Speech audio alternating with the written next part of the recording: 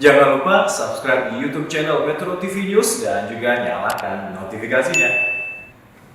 Polri menggelar operasi ketupat Idul Fitri 1443 Hijriah dengan mendirikan pos pengamanan di sejumlah titik di Jakarta. Pos pengamanan difungsikan sebagai pusat informasi, pusat pengaduan masyarakat dalam pengamanan malam takbir dan Idul Fitri. Salah satu pos operasi ketupat di Jakarta terletak di Bundaran Hotel Indonesia, tepatnya di depan pintu masuk Plaza Indonesia atau bersebelahan dengan dekorasi Idul Fitri yang dibuat Pemprov DKI Jakarta. Menurut Bribda Fahri, anggota Sabara Polres Jakarta Pusat, pelaksanaan operasi Ketupat Jaya 2022 dilaksanakan selama 12 hari, terhitung sejak Kamis 28 April hingga Senin 9 Mei 2022 dengan tujuan memberikan rasa aman dan kenyamanan bagi masyarakat di momentum Lebaran di Jakarta.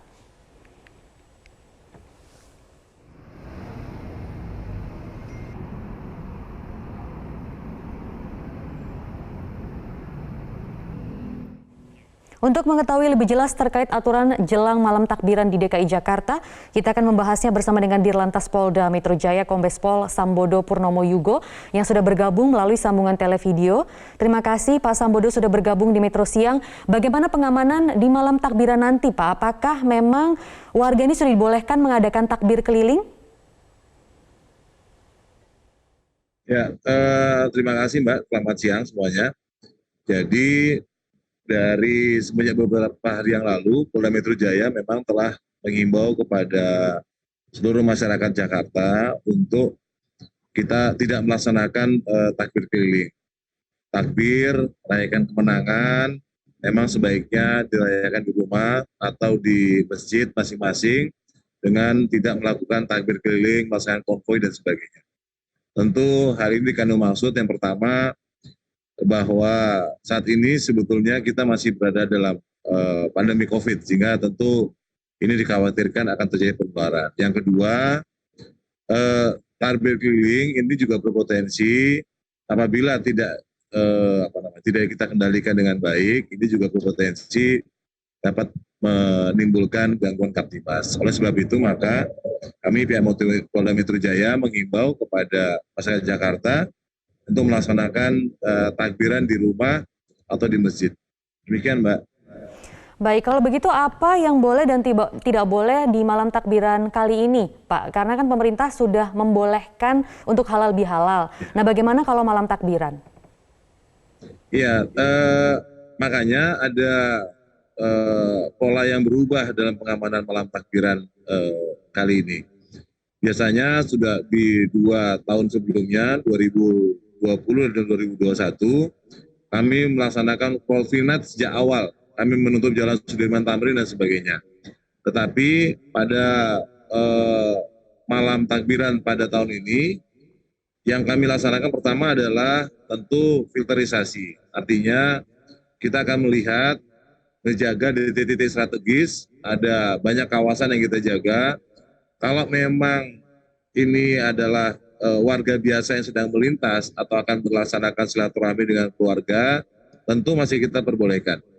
Tapi kalau mereka melaksanakan konvoi, iring-iringan, kemudian pakai truk misalnya, naik di atas kap dan sebagainya, tentu di titik-titik ini kendaraan tersebut akan kita hentikan dan kita halau untuk tidak masuk ke kawasan-kawasan yang memang kita jaga. Seperti misalnya Jalan Sudirman Tamrin, Jalan Asia Afrika, Jalan seputaran Kemang, kemudian di Banjir Kanal, Sunter, kemudian Kelapa Gading, kemudian Pantai Indah Kapuk 2 dan sebagainya. Ya. Jadi polanya berubah. Oke, Pak Sambodo, lalu bagaimana dengan pengaturan lalu lintas jelang malam takbiran? Apakah Polda Metro Jaya mengadakan operasi secara besar di malam takbiran nanti? Bukan operasi ya, jadi nanti malam kita melaksanakan apel kesiapan pukul 19.00 dengan melibatkan seluruh stakeholder terkait, TNI, Polri, kemudian dari Dinas Perhubungan, Satpol PP, dari Pemda dan sebagainya. Kita ada melaksanakannya ada 2 cara. Yang pertama adalah kita melaksanakan penempatan anggota stasioner di titik tertentu yang kita jaga. Yang kedua, tentu kita akan melaksanakan patroli skala besar menuju ke lokasi-lokasi yang diduga atau sering terjadi gangguan Kamtibmas dan atau sering terjadi pelanggaran terhadap protokol kesehatan untuk melaksanakan himbauan-himbauan pembubaran keramaian dan sebagainya. Jadi dua Pak cara itu Sambodo? Mbak, yang kita siapkan. Oke, kalau untuk Ya, halo. sholat id bagaimana Pak? Apakah nantinya ada rekayasa lalu lintas di lokasi-lokasi sholat id? Dan mungkin terakhir juga Bapak bisa memberikan himbauan untuk warga Jakarta khususnya di malam takbiran nanti.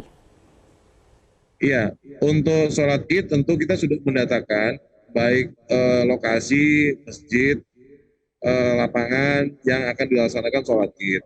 Ada beberapa, tentu tidak semuanya karena sholat id kan banyak sekali.